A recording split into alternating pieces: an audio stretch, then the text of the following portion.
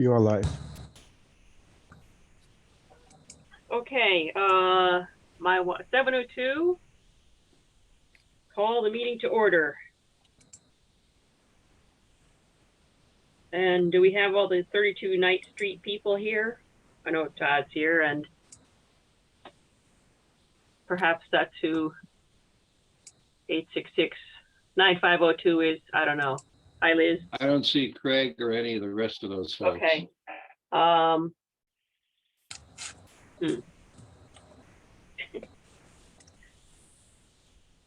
hope they were. Did you hear me there? But my Zoom has been dropping out. There he is. Yeah. Oh, there's Craig. Okay.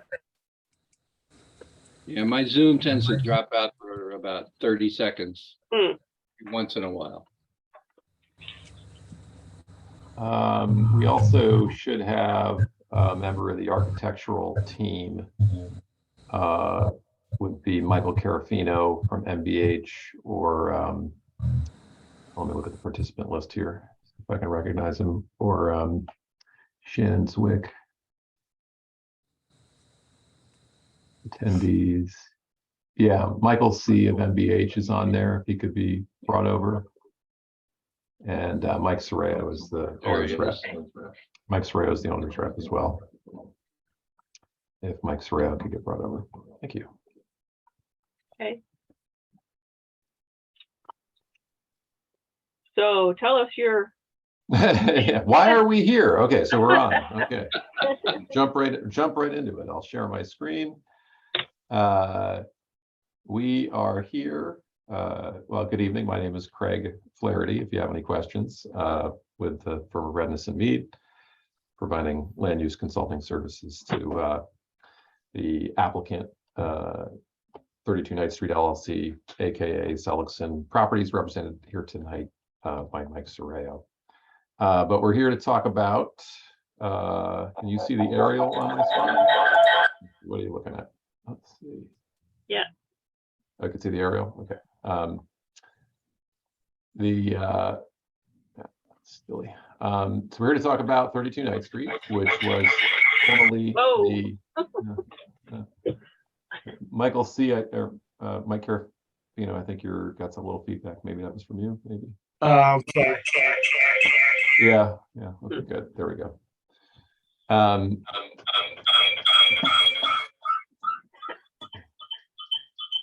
A science fiction presentation.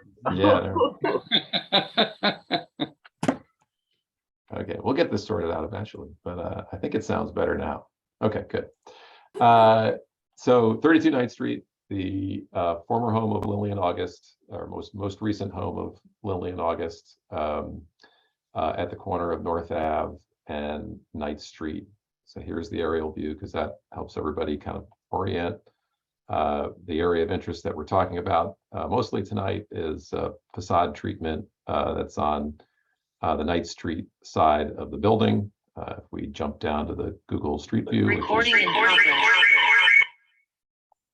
which is awesome, that's what the facade treatment looks like. So this is kind of a cartoon version of the site, just to orient you. There's parking on the north side, a loading dock, and some parking on the southwest side, but most of the site is occupied by what is currently a vacant 97,000 square foot warehouse. The proposed plan for the site is to adaptively reuse a little less than half of the building and fit it out for a medical office users. So now I'll scroll to the proposed version of the site plan.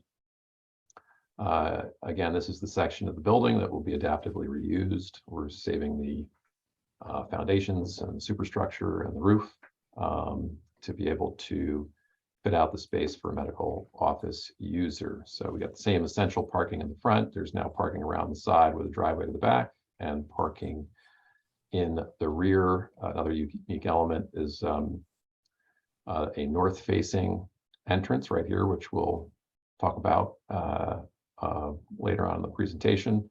A rotunda that creates presence along North Avenue, and a gallery space that is kind of common area in the building extending from its south face to its north face. And then the tenant space would be off on the east side and off on the west side. We're moving as fast as we can for the client because we have a cardiologist that has to exit the space that they're currently in by May and be operating in this building no later than June 1st. And so that's compressed a lot of our timeframes and has all the consultants working for the applicants doing good work. To give you a short history of that shape is the existing building and when it was built. The original core of the building, which is indicated in light blue, was built in 1940. And that's when C.R. Gibson moved to Norwalk and set up operations. They were here for 60 years. This is a picture of the original construction from that 1940 core, taken from Knight Street, kind of from this angle. Since then, there's been at least 4 additions. Thankfully, all of these years encompass aerial photographs, so we can look at aerial photographs every few years to see what has happened. So in the 40s, they did the first addition on the south, indicated in light gray. And then in the 50s, they did the additions indicated in pink. And then in the 60s, or in the early 60s, they did this back addition in orange.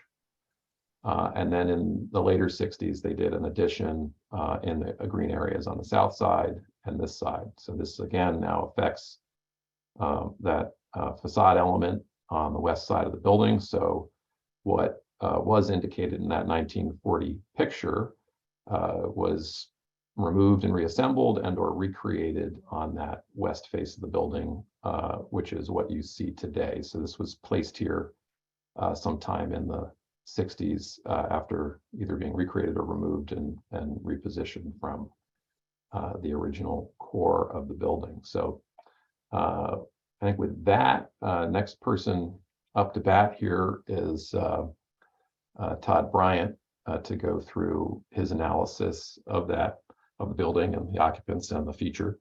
And then after Todd, we'll turn it over to our architects to talk about the proposal. Okay, thanks, Craig. If I could share my screen. Let me find what I need to share. Hang on a second.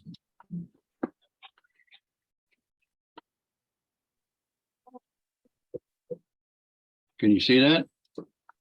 No. No, not yet. Oh, there we go. Something happened. Okay. There we go. So this is the 1940s image that came out of a book published in 1942.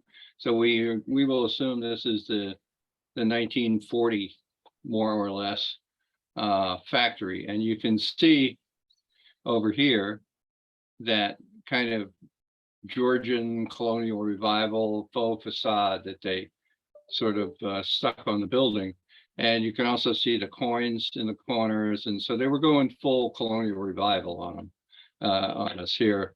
And that is the reason, I think, that this building ended up in the historic resource inventory. Now, the function of a historic resource inventory is pretty much that.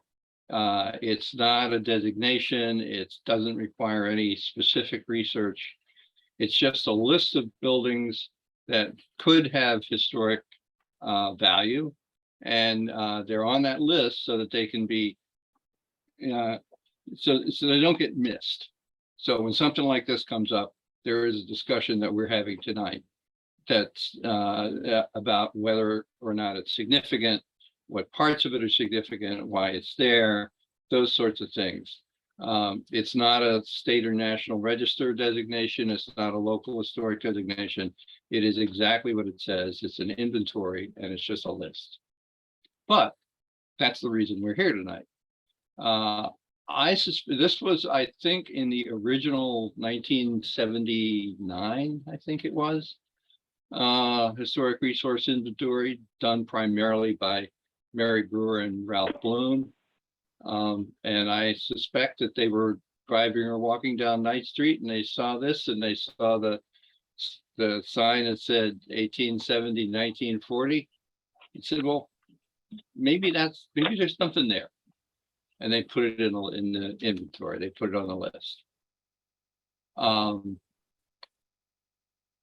So I think that's basically why we're here tonight. What's interesting to me is on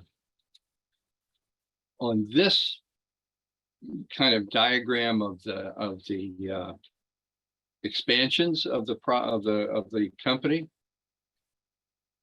that this section, which is where it is today, the section that we saw in the picture, this right here, this is 20 feet behind what we see today. It's this. So the company was sufficiently interested in projecting an image of its history and an image of tradition, that they recreated that brick wall and either moved or recreated that faux wooden facade that we see today. So, which is an interesting point. Lily and August, of course, I have a friend who worked there for 14 years, and she said, I don't think they even painted it. But somebody at one point painted it gray over the white. But nevertheless, there it is, and pretty much intact. There's some rot at the bottom.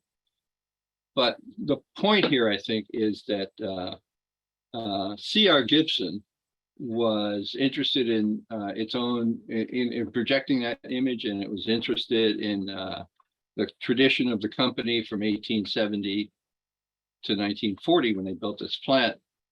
And Hartford Healthcare is equally interested in paying tribute to that history. So we all discussed the number of possibilities that would allow as much as possible of that facade to be placed inside the building, or in some cases inside, one case outside the building, to continue that tradition.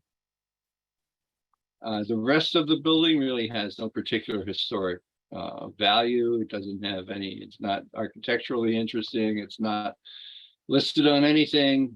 So the one piece that would be able to identify it in the future as the building that we see today is as much as possible of that facade. And that's kind of what we're talking about tonight. So any questions? Yeah, Todd, you said architecturally there was consideration for inside or outside. Right. Maybe you could expand on that a little bit. Yeah, I think we'll have the architect walk through where they looked for a way to commemorate this facade, and talk about what we think is the optimal solution that puts it in a very public place. But yeah, just to point out, the C.R. Gibson Company did start in 1870 in New York City, and then they built this building in Norwalk and moved some of their operations here in 1940. So that indicator on the sign, 1870, 1940, was effectively celebrating the fact that the C.R. Gibson Company had been in business during that time frame when they built this building. But Michael, maybe you want to walk through the proposed solution? Yeah, the architect is definitely going to talk about this, not me. Yeah. Hi, my name is Always Michael passing the Carafino. buck, I'm with Todd. Yeah. Can everyone hear me? Yes. No feedback. My name is Michael Carafino with MBH Architecture, and as Craig and Todd went through, the facade that you see behind Todd is what we were looking at and what we could do to bring that feature to the building and keep it with the building. Looking at the new facade that we're looking at, there wasn't really a good opportunity to show this along Knight Street where it currently is because of the large rotunda that we're putting at the corner of the facade. So really the only opportunity that we could find was at the southeast corner of the building, which was really overlooking more of the river area or stream in the back corner of the parking lot, which really wasn't visible to the public. So that option kind of went pretty quickly as not viable because it was not going to allow us to down in that south corner right there, correct.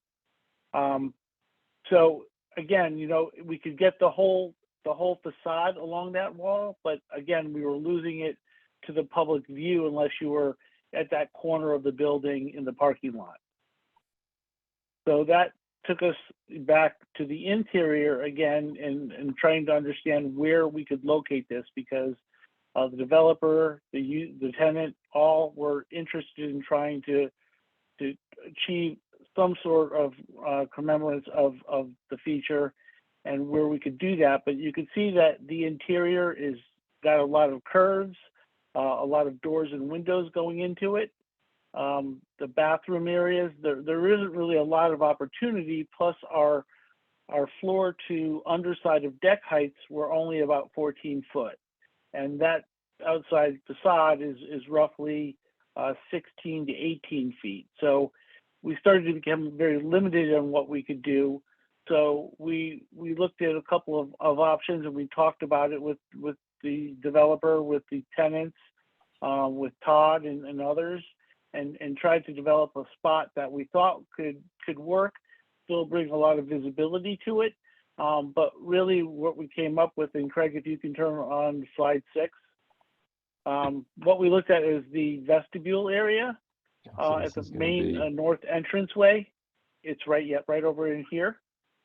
And what we did is we actually enlarged the vestibule larger than it was originally proposed to be, moving it from Knight Street in the upper left-hand corner. You can see an image of the existing building and the grayed out area being the new footprint. We're moving it from that location over to the north side in the vestibule. And if you can zoom back out and go to your left or to the right, you'll see the large image of which Todd showed earlier of the C.R. Gibson company elevation, and then below it, the elevation that we're looking at. And so after further discussion and trying to put as many of the features or make the signage as visible as possible, what we talked about was taking the two interior columns and basically using that as our starting point and basically take that all the way up to the frieze up top and create it within the lobby. So basically taking that whole center section of that facade and moving it directly into the lobby, keeping everything as original as we can. There is some rot at the bottom that we'll have to come in and address, but for the most part, replicate or move that over into this area. And then where we have the doors, basically take the door and turn that into a place where we could put a photographic display, a plaque, some kind of commemorance that we can find that we can put in there to bring a little bit of more history to the building, to the people that are visiting. This is just an image of what that would look like. You'll have a lot from, you'll have glass from the outside, so you'll be able to see it from the outside as you're passing by or coming in. You'll walk right by it every time you come to the facility, and there'll be some representation within that would, document a little bit more of the history to the project or to the building. And I just want to add that these cheesy light fixtures on the wall will go. the ones on Yeah, either side of the we door took. Those are not took those original. off and we, will not yeah, be, and will we- not and be we did take preserved. the- Let me put it that way.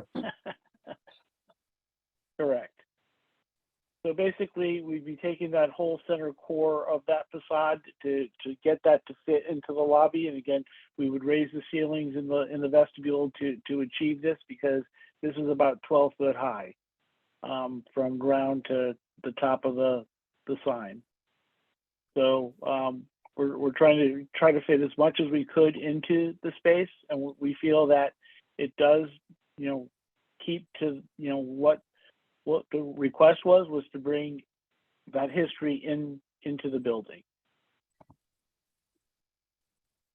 And, Are there any and questions? hopefully, it's a very a well-used entrance as well. So it'll get a lot of exposure with people coming in and out.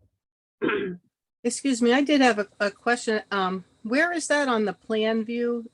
Sure. That's not on the exterior of the building then? Because at first I thought it was going to be on the exterior, but then you were talking about bringing it into the lobby. Yeah. So Yeah, the only, Yeah, go ahead, Mike.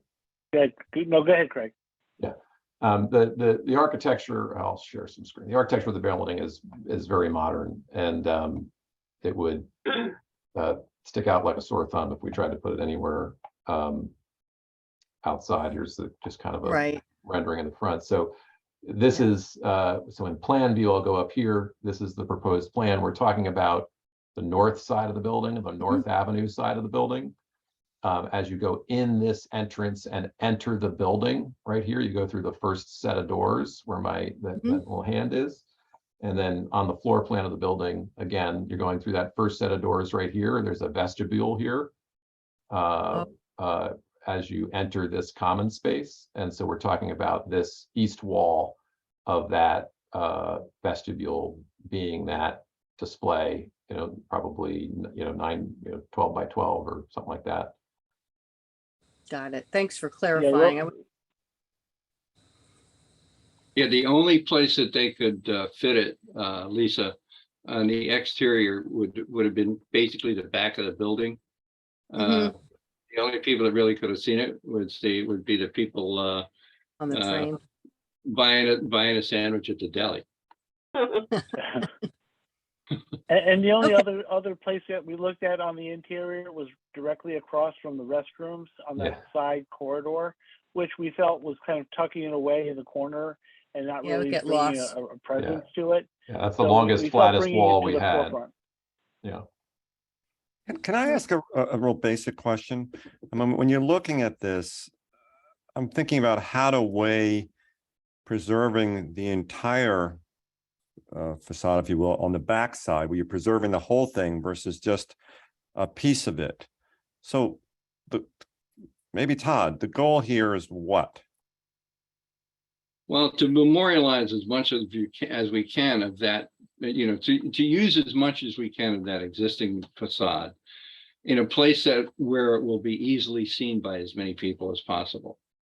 Now, if in terms of to save the whole thing, the two places where it'll fit are relatively obscure, which is unfortunate.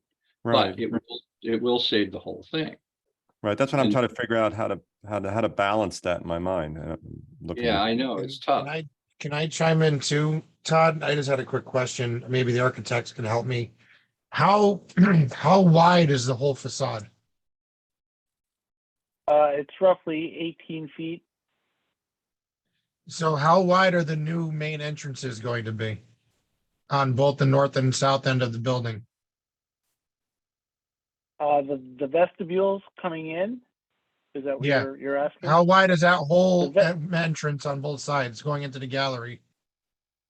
Well, we or deepened the vestibule to allow for what you saw. The exterior, Width. how wide is the exterior entrance? It is roughly 15 feet for the front of the vestibule, but the entrance itself, all the glass and we have canopies on the front of that too, which project out. One is at the south end of the building, which has a vehicle drop off. And that canopy is about 10 to 12 foot high and has a slope to it. The one in the front is a little bit lower, roughly 10 foot. And again, it projects out very similar to what the rear one does. Going along, I mean, I'm just, throwing something out there, but going along with what Tom was saying, could we, I mean, because this facade has already been moved once. Could we put this facade on the outside on one side and then recreate it on the other? So you have a mirror on both sides? And then you preserve the entire structure? I think the concern is it's just not going to look right on the outside of this building. I think that's the primary concern. Yeah, I mean, to me personally, just cutting it up into a piece and saving it, that's kind of still destroying it. You're saving one little piece. We're saving That's just my view. critical elements, right? We're saving the decorative portion, we're saving the sign. Those were identified as the most critical elements of that. And to of me, that facade. it seems like that entranceway as it went up in 1940 and has existed until now is of a piece, of an entirety. And while I appreciate the fact that you guys have done what you've done to try and preserve at least part of it, that's the last positive reaction that I have to what I'm seeing. Other than that, I think truncating this in the manner that you have and sticking it where you're sticking it it's like an app that whatsoever. Just saying. You did freeze there for a second, so. I Yeah, better talk some words. Well, would it still fit across from the bathrooms? The length would fit, but the height would not.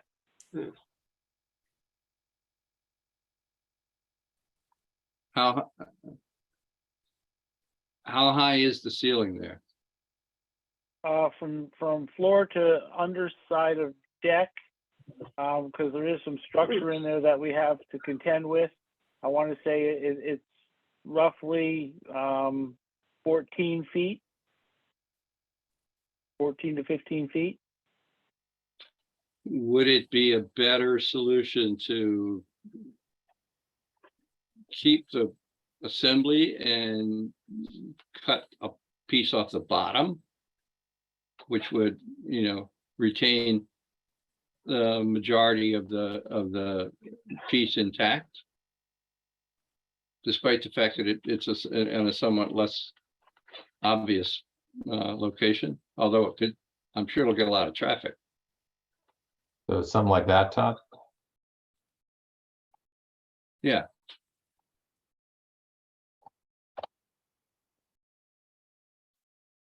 What do you guys think of that?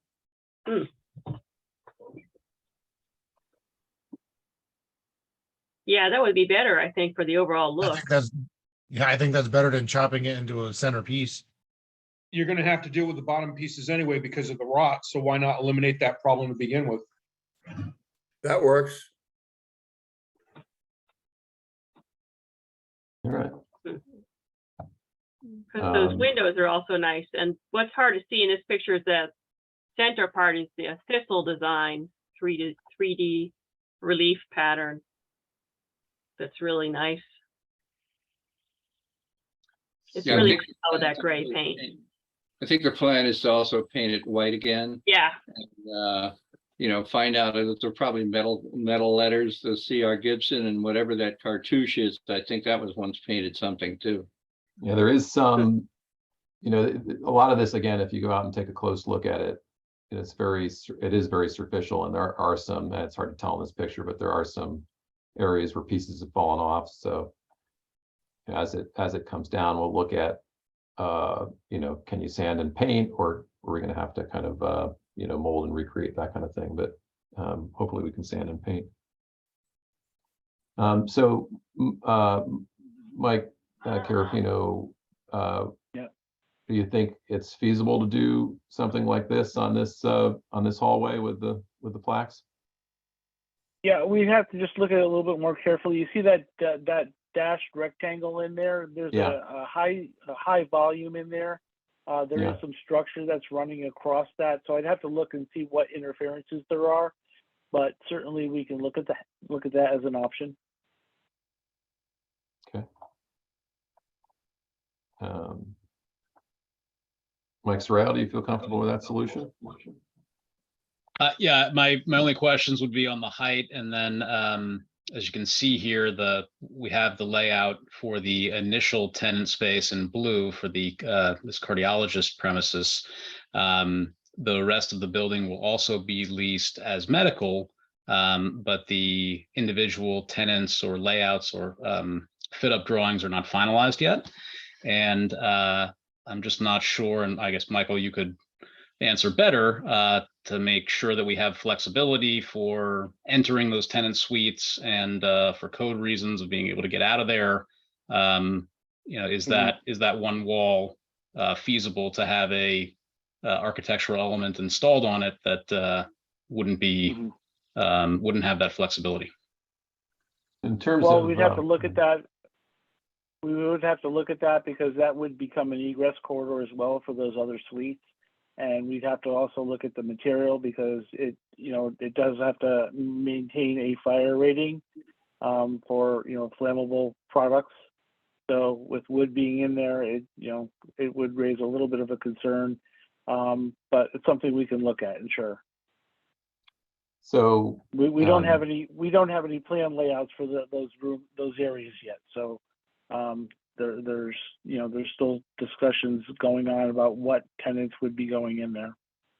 So just in terms of, I'm now putting my thinking about the entitlement schedule and how we have to proceed. Redevelopment agency is waiting for comment from the historical commission before acting. Planning and zoning is waiting for comment from the historical commission before acting. So it sounded like, and the consensus was we prefer to save the element as kind of drawn in this rectangle, maybe from the bottom of the windows to the top of the pediment, and to save it kind of as a whole, and find a spot inside that galleria where it makes sense. And if we're unable to do that, we'd have to come back to you and talk to you about it. But if we're able to do that, we could potentially proceed. Does that seem like a good way to describe the consensus that I'm hearing? Yeah, I'm wondering what, if it's going on the side of the building or the side of the wall, what would the windows and door spaces be? Would they be elevated? It would just be, they would be false at that point. So you'd see the Upward. window opening and the window pane, but there would be nothing behind it. Or it'd be a wall behind it kind of thing. But would it look weird having the bottom of the window way down at the ground level then? Yeah, I think we're trying to balance. Like that, would that be like lifted like up to fill the space better? Or Oh, I see. Modify the window opening just so it Yeah, doesn't look I as odd. Yeah. It would, yeah, that would really throw off the proportions. I mean, it would look a little odd, I will admit. But I think there will be a photograph in there that will show what it's supposed to look like. Is there any I'm sorry, go ahead, Todd. No, I mean, go on. Badly, man. Is there any consideration? I mean, if the concern is trying to keep this as a whole, taking this and putting it at the southeast corner with the understanding that we still can do something in the vestibule. That way you're keeping everything intact and moving to the southeast corner. Although it's not as visible, there would be homage paid to it inside, whether it be in the vestibule in kind of what we were originally proposing or something similar, or, plaques, pictures in that vestibule to, point out and then, give a location to the southeast corner for someone to go look at. Place the whole thing here, have a photo essay somewhere in the common space, noting its location and its history, maybe some signage Yeah. over here as well. Yeah. Would there be a walkway to And- make it accessible? Yeah, that light, There is a walkway there. yeah, that Okay. light tan is a walkway, and this garden terrace is also kind of a common exterior amenity that will be used as well. How is the dash line a walkway? It looks like it's in the building. Now, this where the hand is right here, Oh, that that part. color, that yellowish color Oh, yeah, is a walkway. okay. Um, I mean, if you, or- I just or think we- it'll you know, we get could- lost sitting in that corner. What if we I mean, created, If you're going to the doctor's office, no one's gonna want to walk around the back of the building, you know, especially to stare at the back of a bunch of delis and apartment buildings. what if it That's was just my opinion. incorporated as a wall on the garden terrace? We could, basically build a wall, on one end of the garden terrace and kind of have that as the end of it.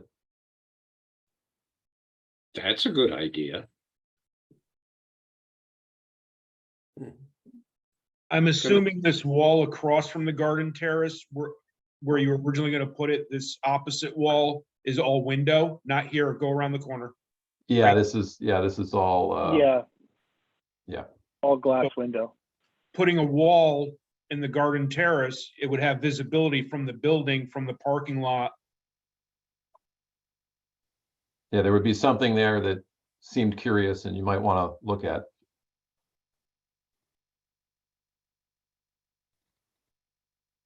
Is that wall on the garden terrace, is that enough space to create, to bring the whole piece Yeah, intact?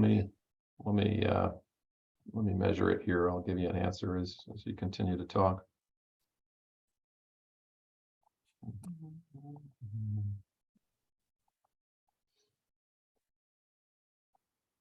it sounds like it's the only way to preserve the whole thing is putting it on the outside. Yeah. Yeah, yeah. But that garden terrace idea, that's a really good one. Who thought of that? Yeah, I guess I have to take credit for it. That but- would be Craig. Mike is definitely gonna blame me when he sees the budget, but that's- It's looking for the exits now.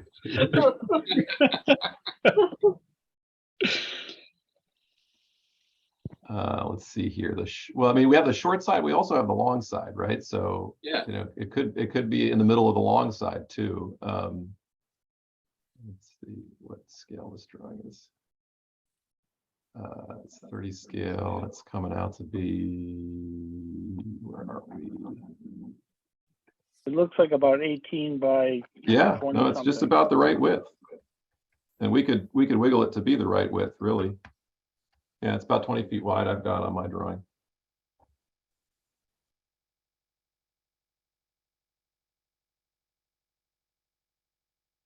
Yeah, that gives you all the flexibility you could ever need inside.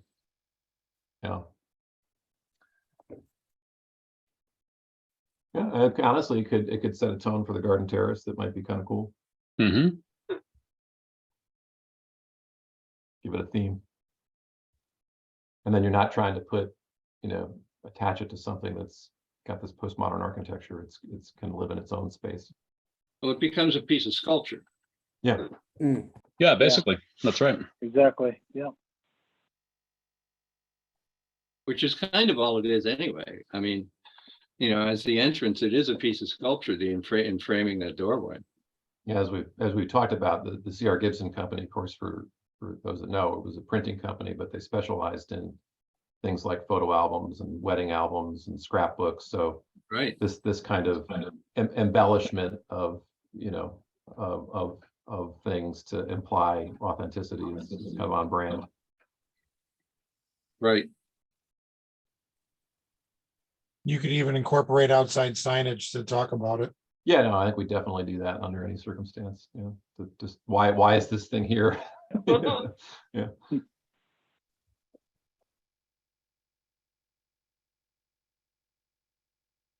So now I'll try again. Does it sound like we have consensus to relocate the historic facade to the garden terrace and install it there on one of 4 sides as it makes sense as we finalize the design of that space. And then additionally commemorate that with signage and so forth. Okay, Works for me. Works for me. Works for me. do we need to vote for this, or how should we do that? Okay, I'd prefer it just so it sounds like an official action as we report back to the other agencies of concern. Okay, Okay, I make a motion to move that facade to the garden terrace area in order to preserve the entirety of the facade. and, I'll second it. okay.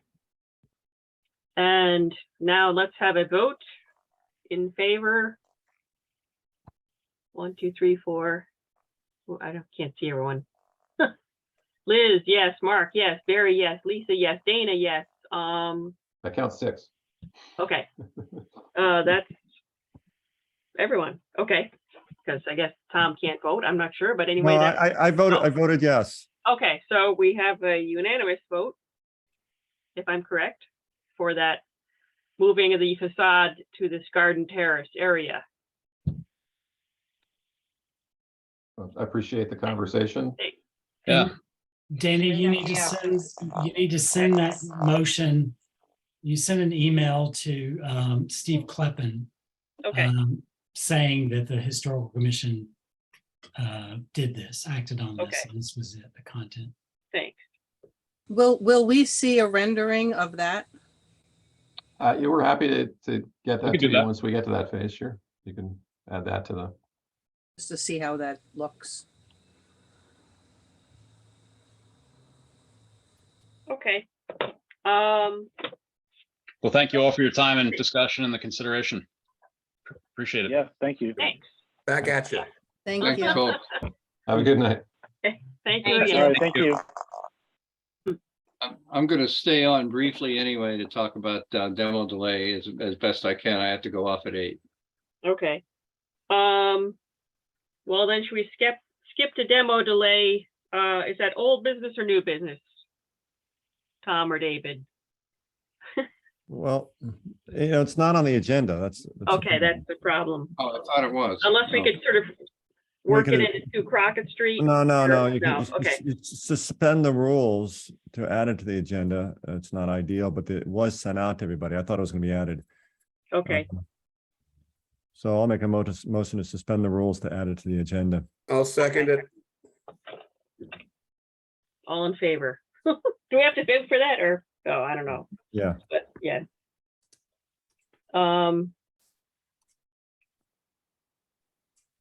So who wants this? I find what, okay, so 120 days is what we have now.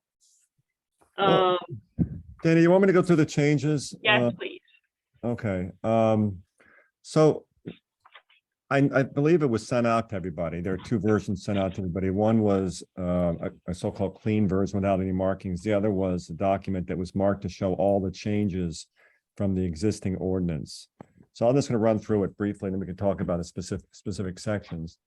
Just the first section's purpose, that was just moved from another part of the ordinance. It's not a change. There's an added definition of demolition, and that's the big issue we need to talk about.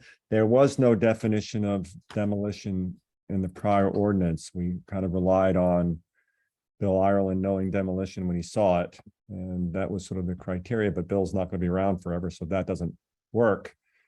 Also, there's some uncertainty. We expanded what was required in the application to require more information, such as the size of the building, photographs of the building, or the part of the building being demolished. We changed the procedure somewhat to no longer require that the applicant publish in a newspaper that they're going to intend to demolish. Rather, they have to send a copy of that application by certified mail and electronic mail to the Norwalk Historical Commission, the Director of P&Z, and any individual firm or other person that has expressed an interest in receiving those notices, such as Norwalk Preservation Trust. And then the rest goes to the procedures here. Again, it's sort of limiting the notice, making it a little simpler for people to comply with. We added this provision that says that the sole basis for objection to a building being demolished is that the building proposed to be demolished is not architecturally or historically significant. You just can't complain. There's concern that people would complain that their neighbor was just tearing down a building and they didn't like the way, and the neighbor just want to be difficult.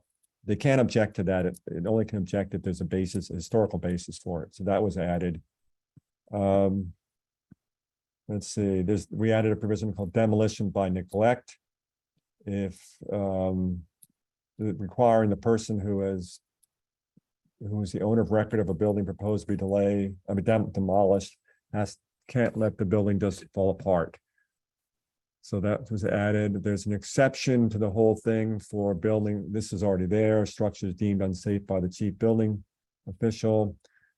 We also exempted the lifting of any building or structure to comply with FEMA flood rules. And a big part of this was the fines and for what happens for violation.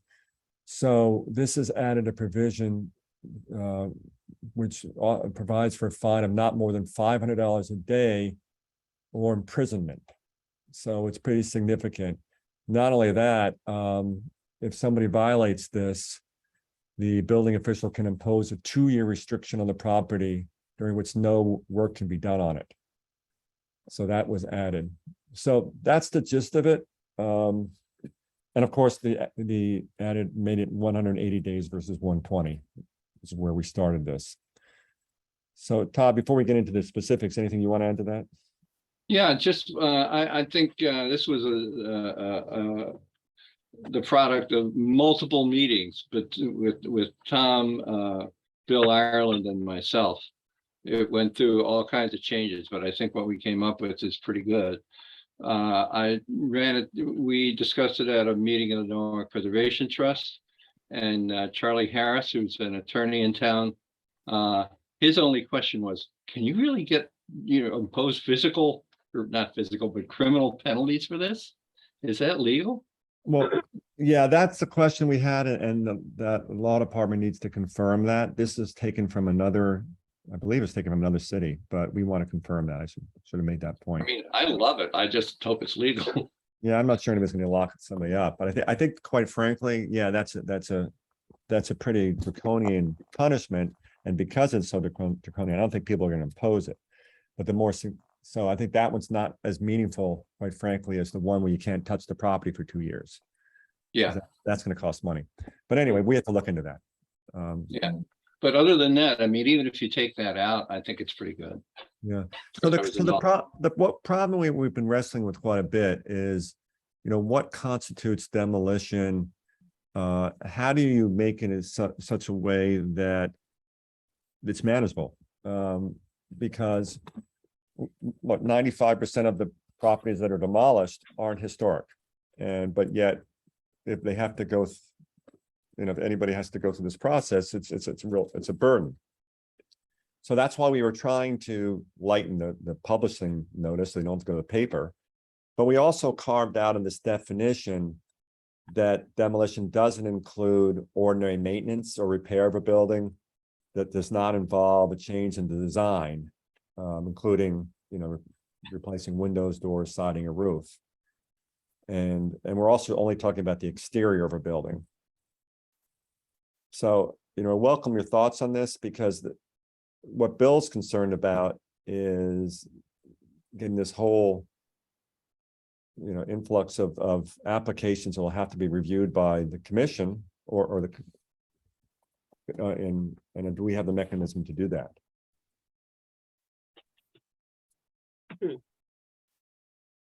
I mean, if we don't, if you don't comment, it just goes through, right? I mean, you have the time period to comment, right, and it'll just be passed. So that's the default. So, I mean, it's just people need to be aware of that. Yeah, it's 21 days, which is, it's going to take 21 days to get their act together anyway. You know, so yeah, Bill was very concerned about the procedural aspects because they have to deal with them. But I think this still will, you know, it was not easy to come up with what you see in front of you. Yeah. But And I'm not, go ahead, Todd, sorry. I cut you off. yeah, I see. David wants to say something here, but he can't quite. Well, I just, you know, I've heard this argument every time we've tried to do anything to this. Oh, it's going to slow everything down and it's going to be so much work and all this stuff. And I'm like, you just have to keep reminding them, Bill, and probably the council, that, you know, nothing really is going to change. We're going to look at, you know, only those buildings of historic value. And the reality is, if you look at the number of demolitions that get approved versus the number of times we've actually implemented delay, it's minuscule. I mean, you know, you're talking one a year, you know, on a busy year, two. I mean, some years none. We rarely do this, and it just, this gives us, you know, more teeth to fight the ones that really matter. But the ones that don't matter, we don't slow the process down at all. Right. Nothing is changing. If you're not changing the 21 days, it's the same. Right. So they just have to remember, we're not implementing anything new. We're tweaking and improving, you know, what's already in place. But it all sounds good to me. I like all of it. So Good. Well, yeah, so I'll go, I mean, if anybody has any comments, you can either tell me now or tell me later. I'll go back to Bill and just to get his thoughts before sending it over to the ordinance committee. Well, then- I think you guys have done a really, really nice piece of work. Very appreciative of the effort and time that you guys have put into this. And to just kind of hang on to something that David commented on. I cannot remember the last time that we had a demo delay hearing. And my memory is not that faulty. Yeah. Well, that's going to be an important point to make at the ordinance committee. So people need to be prepared to make that point. I During also, that, I also think that the way you've crafted it, that any complaint has to be because the building is of a historic nature, takes away the cranks that you talked Right. about, who just, you know, oh, I don't like what they want to do. Exactly, and that was the goal. There's also a provision, by the way, which isn't in it now, that if you're in the middle of a delay, the historic commission and the building official can lift the delay, which wasn't in there now. And so, that's in the new one though, right? right, it's in the new one, so they can lift that. But only whoever put the delay on can request that it be lifted. Yeah, right. but we have done that in the past, even if it's not in there. Yeah. We have actually done that. Yeah, I figured as much, but this So- makes it official. And Better to codify it though. I can't even remember the last public hearing we had. I just don't even remember what it was. I remember, what was it, the barn, the White theater? Barn. Yeah. That was a freaking nightmare. Also, the thing you talked about criminal penalties, imprisonment. Yeah, There may be somebody who finds a way to take down a building in a criminal fashion. In which case I can understand a prison penalty being imposed. But again, for the most part, as you said, just because it's in there doesn't mean it has to be used. yeah, it's really strange the way the state lets us do things. So for example, I think we're limited to what, $90 for littering, but we can put somebody in jail for tearing down the building, maybe, I don't know. Yeah. So we have to look at all the requirements.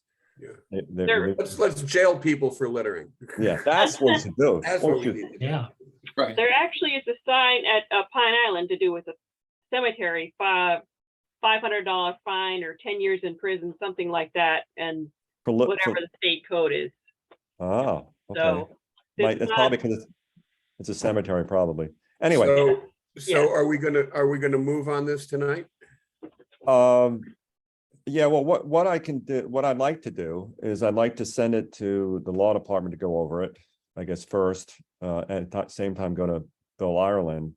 I really wanted to get sort of to raise it with you guys to see if there are any red flags before pushing it to the next level. I don't know whether you want to take a formal action on it now. I don't know if you have to. It's up to you guys. I think probably best to let the law department put their eyes on it first, Yeah, okay. because they may want to put in a death penalty or something.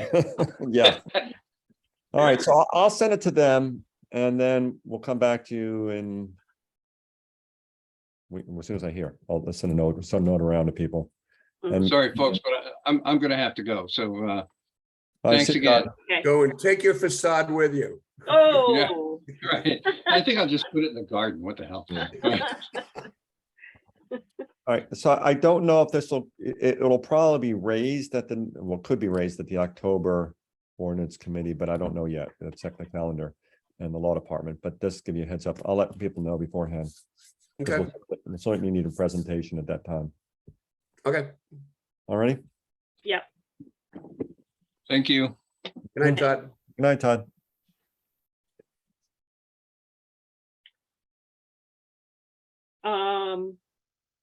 Should we switch back to our regular scheduled meeting now? Already in progress. Yes. Which is number 3, acceptance of minutes from 8/3/2022.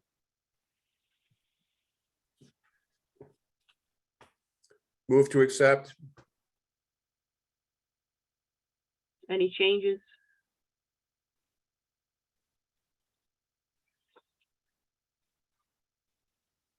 Okay, can I do that? Can I make a motion? I'll second, I'll Okay, second. second, yeah.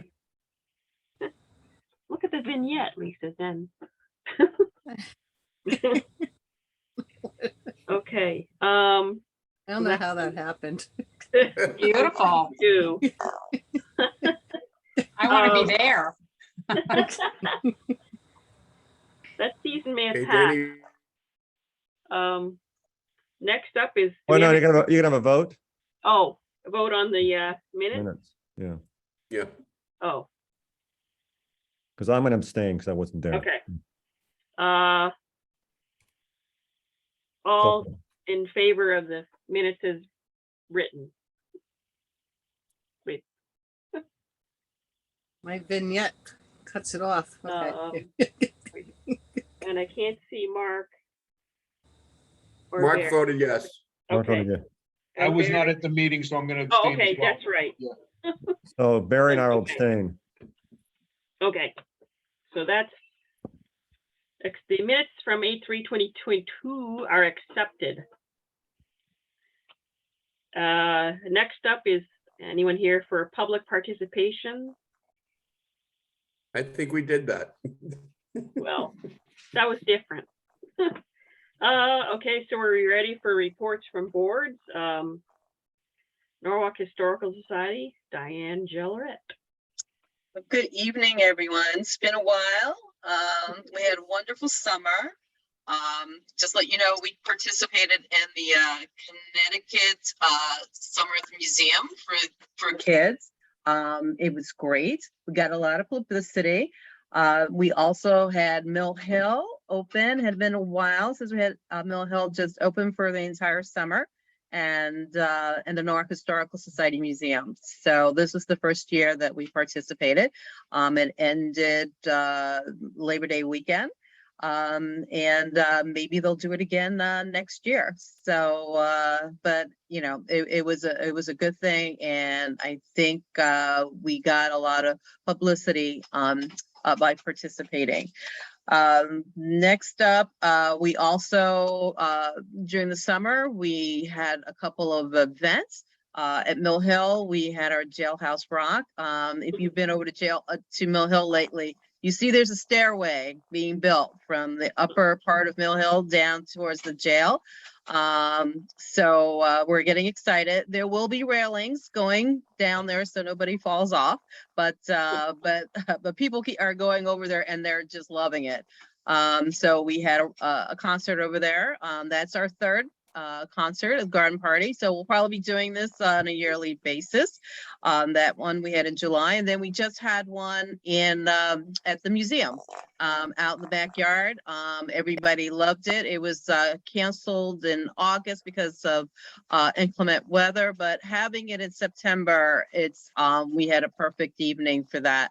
So again, I think we're going to have that on a yearly basis. And again, if you haven't been over to the museum, please come on over. The garden's looking lovely. The roof on the gazebo has just been redone.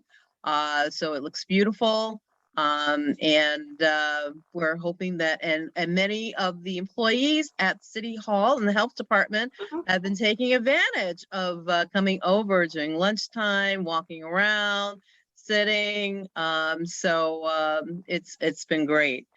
We're going to be having a talk by Mr. Chandler tomorrow night at Mill Hill, Cloak and Dagger, Espionage During the American Revolution. So that is at 6:30 tomorrow evening. Please come by and get to hear Mr. Chandler talk about,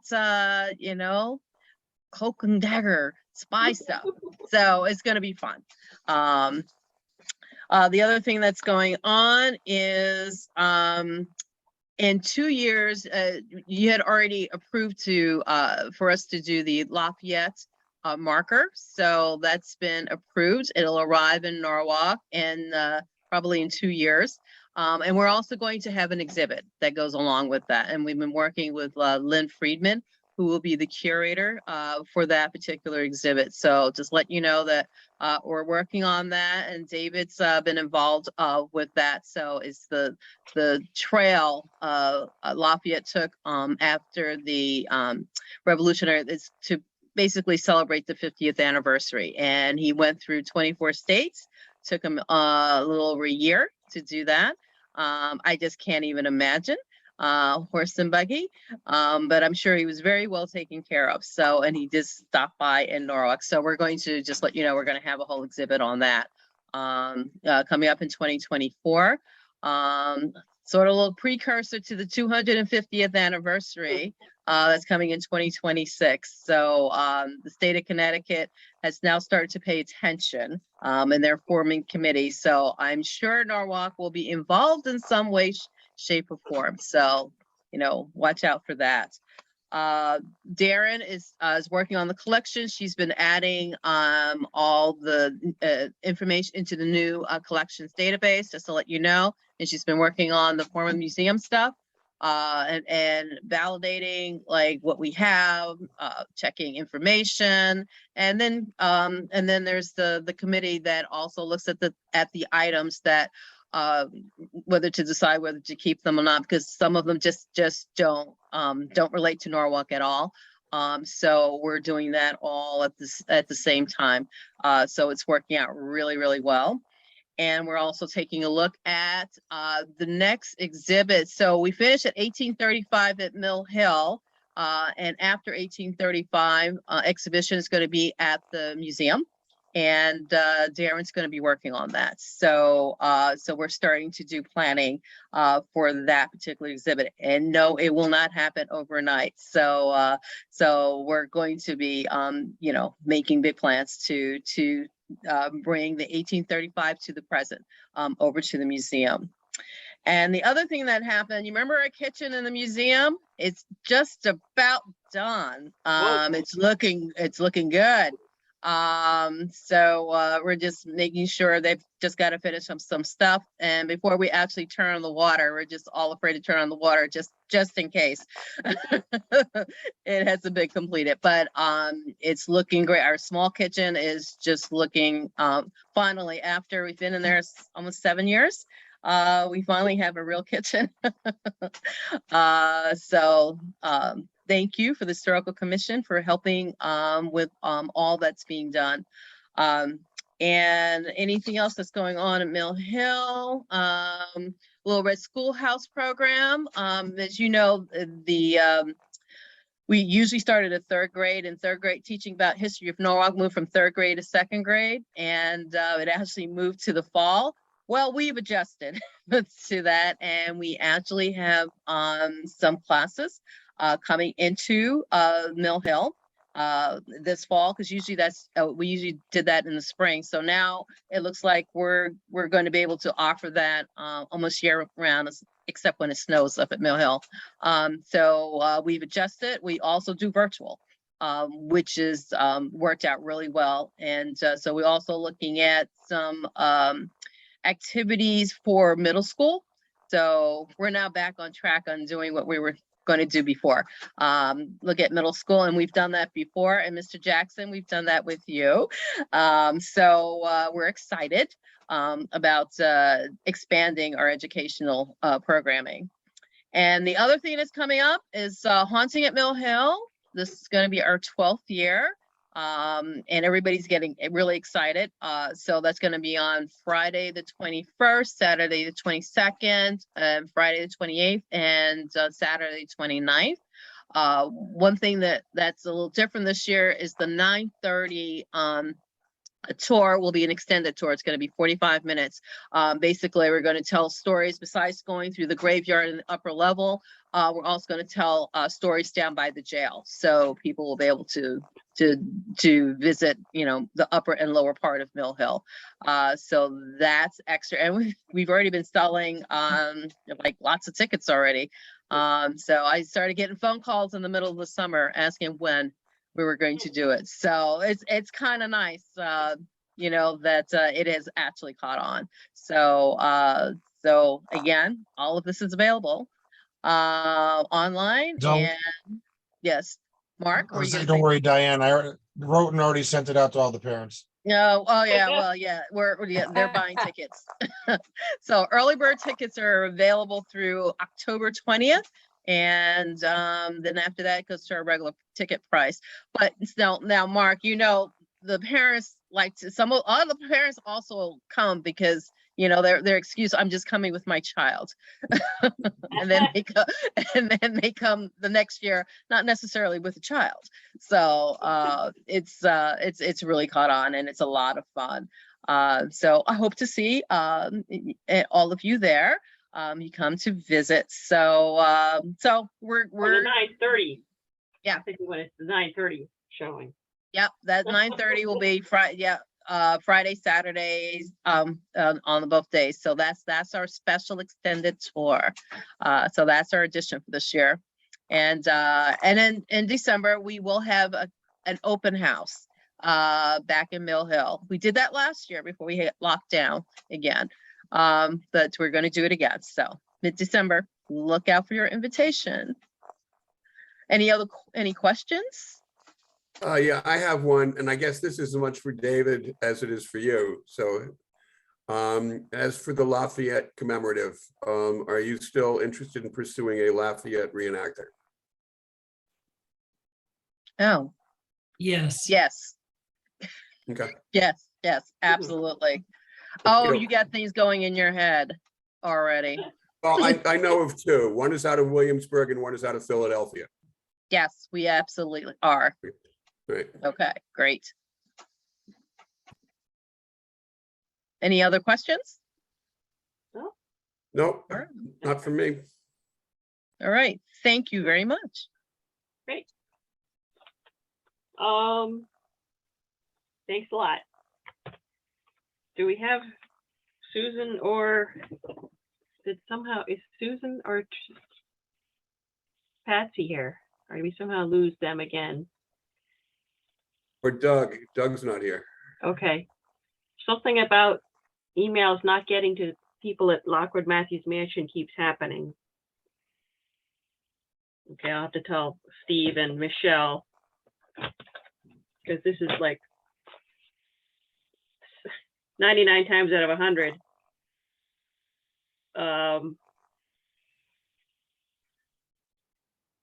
I guess we'll just skip to reports then. unless David wants to add anything about.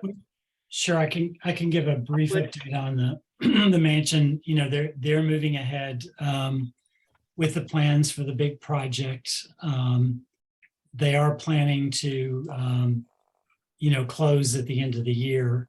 They'll actually start moving out of the upper floors before the end of the year, but they're going to stay open for Christmas. And then I think they have like a week in their schedule once the holidays are over with to actually move out of the first floor and get everything out of the mansion before the construction starts.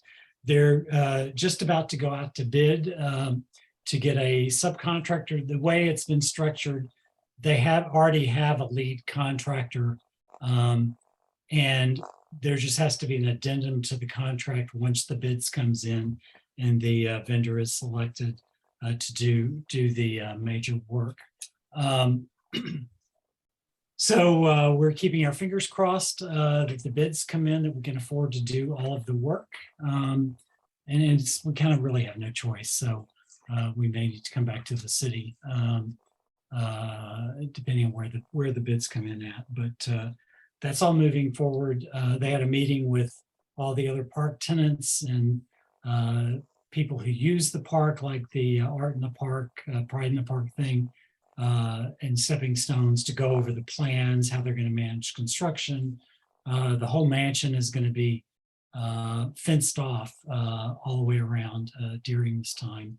And the south lot will be used for staging and storage containers, and they're going to have an office on the site. So a lot of work going on with that, but that's moving ahead.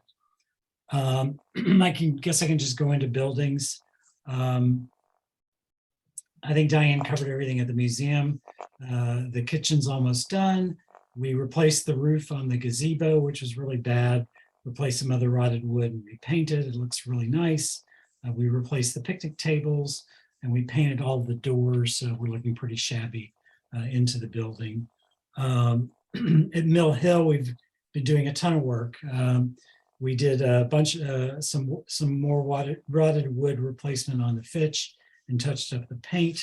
The biggest thing is we restored just finished last week restoring the tower on the townhouse. A lot of rotted wood on that.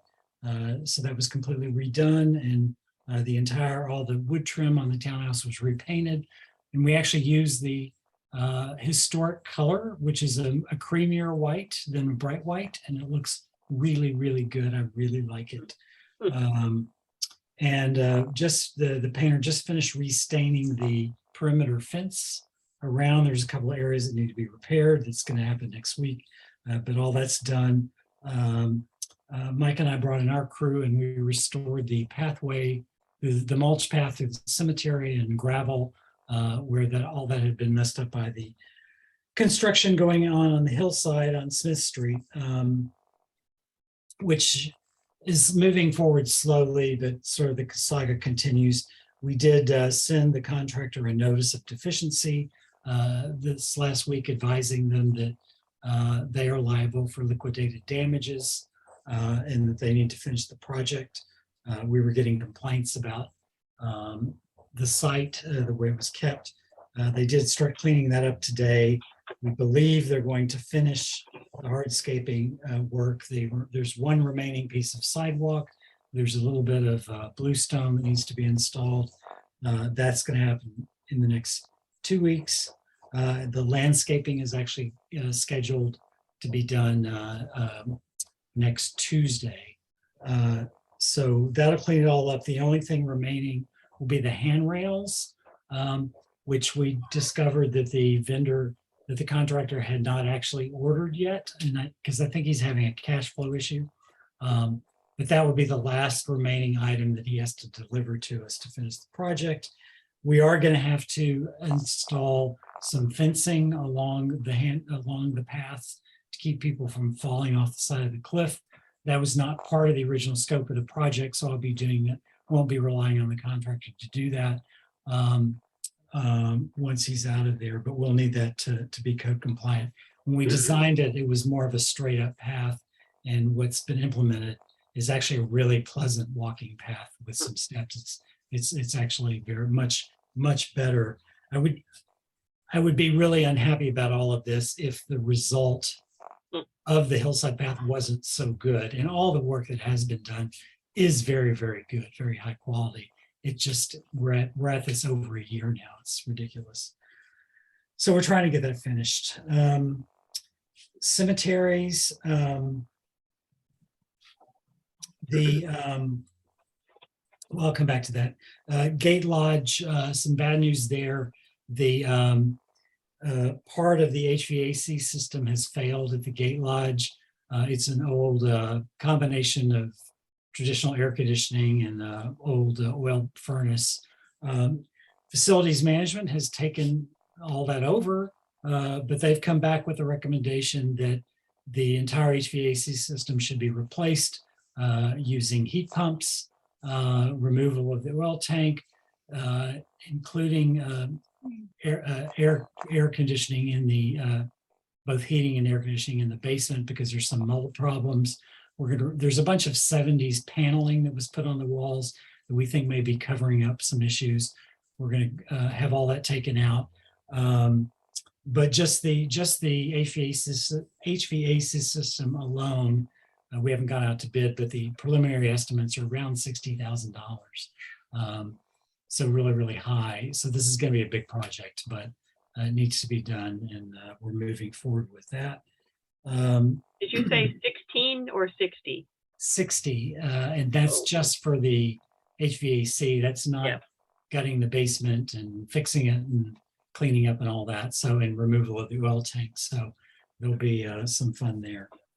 But we haven't really touched the Gate Lodge in years, so it's not like we haven't, other than adding the porch back, we haven't really done anything. Cemeteries, some frustrating news. The Mansion Flea Market was super successful. They had like 90 vendors. They had mobs of people. They had no parking plan, which is a similar problem ongoing problem we've had with art in the park. They don't put together a parking plan. They don't have people controlling it. Cars actually drove on the Norwalk River Valley Trail into the cemetery from the park because there was no parking. Of course, they knocked down one of our really nice lines for that's what happened to that VT trail, and there's also a stone that was knocked over by a car. So I hope the cars sustained damage themselves. But we're going to have to put some bollards up to keep cars completely out of the cemetery. I mean, it's just kind of stupid. And going forward, there has to be some better solution when we're proving these big events. The park really doesn't have the parking to handle these big events. And anyways, that's another issue. On the good news front, on the cemeteries, I've been working with the Norwalk Tree Alliance. They're donating and planting 10 trees in Pine Island. That's hopefully going to happen in October. Natives, 5 red buds and 5 service berries. So that'll be a nice addition to the ornamental tree plantings that we already have going there. So I saw those stakes there. Yes, looks nice, nicely spaced. Dave, Yeah. if you want more trees, there are lots more trees to be had. yeah, well, we'll do these and see how it comes out. And I think I saw a pine in there also. I did one pine. Okay. I did, I was like, I've been feeling guilty all these years because in whatever the storm was, I forget, Irene or something, we had to cut the only pine tree in Pine Island Cemetery because it was heavily damaged. So, and I don't really want another one because we're trying to stick with all small ornamental trees, but we got to have a pine tree in Pine Island Cemetery, for goodness sake. So we're gonna have one. So anyway. So that's it. Okay, thank you. David, I have a question for you, wheeling back to the work that's going to be done at Lockwood Matthews. You Yep. said that South Lot's going to be used as staging area and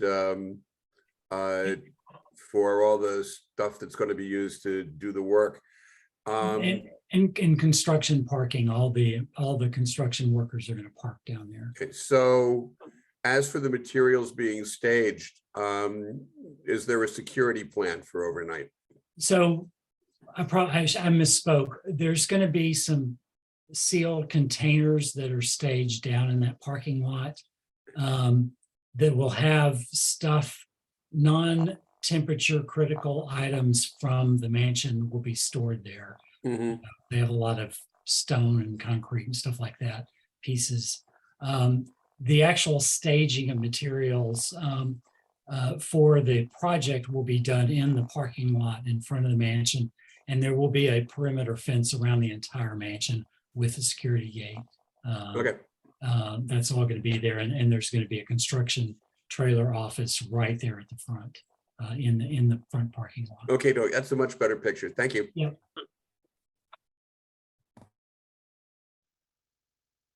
Okay, and moving on to old business. What is our old business?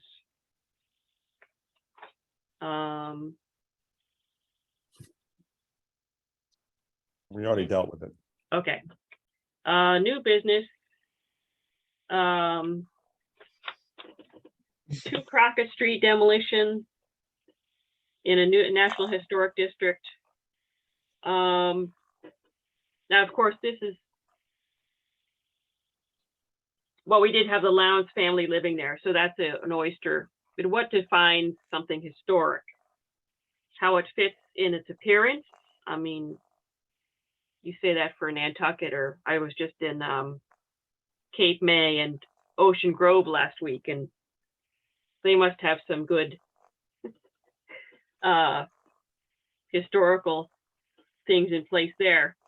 Anyway, Leo called me and said that they had pulled a demo permit, but when he sent me the form, it was only a intent to demolish. So again, I'm confused about Then intent. that's it. They file for intent to demolish. But they did that before. This is the second one. When we spoke to Bill, Todd's not here, but Bill Ireland, I think he said that one, I think they only filed the one or the other one that they withdrew, didn't count for some reason. I can't remember the details, but they have filed. Okay, because it does say intent to demolish, which to Right. me is not the same as demolition, because that keeps coming up and then, It is the same. okay, You 'Cause file Bill- for, it I- went back and forth with Bill Ireland about this. This is the way they refer to it. It's called an intent to, you get a permit with intent to demolish. okay. This is because he says this is only intention, and then he's like, and that's kind of, I think that's how we lost Ensign Road, but anyway, I did file a delay on that. So that gives us until January 23rd. I have talked with Todd and also people at the SHPO and the Historic Preservation Connecticut is the name of the other one. So hoping to get my brain doesn't work anymore. What do you call it? Not a survey, a petition online to somehow save this. Or I don't know how to get these people to change their mind, because they're also calling it a partial demolition, but they're demolishing the 1854/1860 portion of the house, which they say is nothing is original and is not safe, and etc. They're saving a 1993 section. Whether that partial demolition is another thing to worry about for demolition notices, I don't know. And whether we could, since they spelled Crockett Street on the notice, maybe we could file for say it's null and void because they spelled the name wrong, but no. Did I send out pictures of this house, or it's a pretty simple house? But it is in the National Historic District, so since 2015, I believe, is when that was added to this district.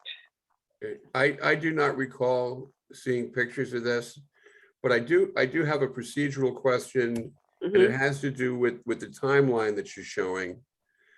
you're showing the demolition permit was pulled on September 15, but you invoked a demo delay on August 10th. Yeah, because they had also sent me they sent the same thing in August, so. but Okay, then- so my question, I'm going to kick this back to Tom. Right.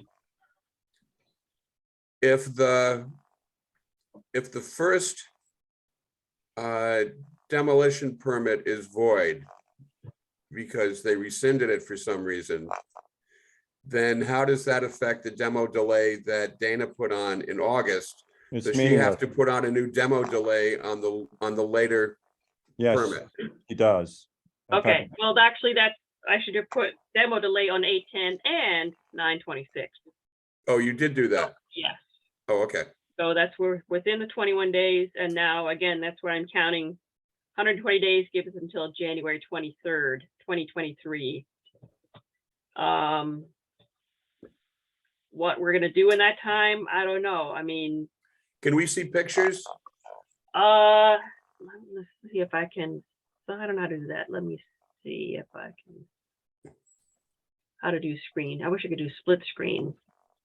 Yeah, if you want to send them after the meeting, that's fine. too. Okay, So, Yeah. what is the process though, Dana? So you've contacted Chippo and I mean, what happens? right. Again, whether, at this point, I don't know. I guess it's mostly because, You should hold a public hearing okay, and publicize it. Try to get, excuse me, sorry, try to get neighbors, the neighborhood to come out. But although we've never had good luck with that in Rowayton because the neighbors don't want to piss off their future neighbors. right. So every time we've held those are the last public hearings we've held. And nobody shows up. But, if you get a public hearing, you get a bunch of people who are angry about it, and then you get, Nancy and I'll walk in the hour to cover it. It puts the property owners on the spot. And that's kind of all we got. Right. Unless the SHPO and, I don't know, Todd and the SHPO and Preservation Connecticut may have other things like beyond Yeah. options. I don't know what you can do. It would be nice to also see a synopsis of the history of the building. Right, because it has been moved once, I guess around the corner. And it is featured in the new boathouse and a little section of the new boathouse that are Rowayton, historic Rowayton, sorry. So it's just a plain little house. And as far as they're saying that nothing's original, nothing's original on an old Ironsides either, so. And then they were saying how the bathroom had been shored up, and I went down and looked. It's got steel I-beams, which doesn't seem like just sort of shored up. Steel I-beams with several iron pipes. That seems pretty solid to me, but. So I got an email from the owner. Yeah. I don't know her, who's asking what the process is. So I think we do owe them an explanation what the process is. Right. Well, I would emphasize the public hearing. Yeah. Yeah. I mean, if you want to wait for SHPO before you do it, I mean, whatever, just to let them know. I'm gonna check in with them again. And Stacy at Preservation Connecticut was gonna work on building a petition, online petition.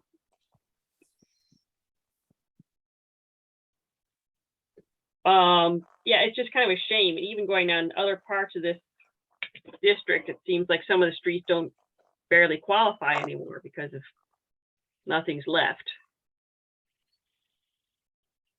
But I know other people on Crockett Street that, no.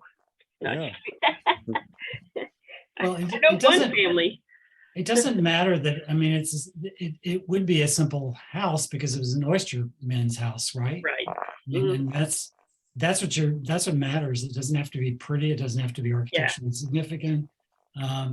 It's historically significant because it was an oysterman's Yeah. house. And also an artist's house later on, who did the sculpture in Veterans Park and the anchor at the United Church. So that's kind of two things going for it. Or whether we can somehow get them to, I don't know, even using the facade over. Yeah, we'll have to talk to her because she's got this dream. Don't And we all? she loves this quaint Rowayton. But yeah, that's what everyone says. It's quaint Norwalk, and they tear it down, build something. Anyway, I guess that's it for 2 Crockett Street. Anyone else have any ideas on that? I need more information Okay. in order to form any kind of intelligent opinion. Really? No, just kidding. Oh, okay. Now I am going to be killed if I go tomorrow night. So I'll send everyone, not right this minute. I'll wait till tomorrow. So you're gonna have to read Okay. that all night long. All right. And there's a fruit fly. I think that's about it for tonight. Move to adjourn. Certainly. Second. I'll second. Yeah. All right, good night. Oh, good night. Thank No, I you. vo- I all. voted yes. We vote. We vote. vote. yes. Okay, yes. Dina, for the next meeting, can we just do a follow-up on all these delays? Especially in lieu of the Butler Street house? No, Butler Street, I did file delay, but then the time lapsed, but it seems like they were kind of working on it actively the whole time.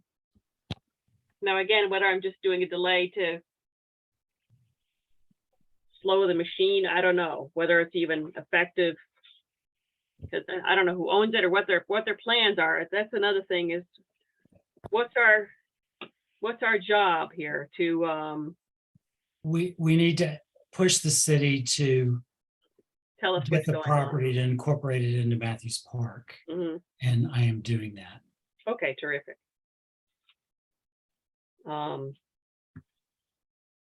Yeah, because we don't know what's going on half the time. And that's also kind of the hat factory with Toll Brothers bought that, but that's another little loophole that. I don't want to be obnoxious here, but the Okay, meeting we is did- yes, officially you're- adjourned. And so if you Yes. want to talk about this stuff in the meeting, Okay, it's kind of late. uninsured, right? Sorry. That's what I said next time. Yeah, Yeah. next time. Like you said. Okay. Okay, Take good Good night night. again. thank you. Bye-bye.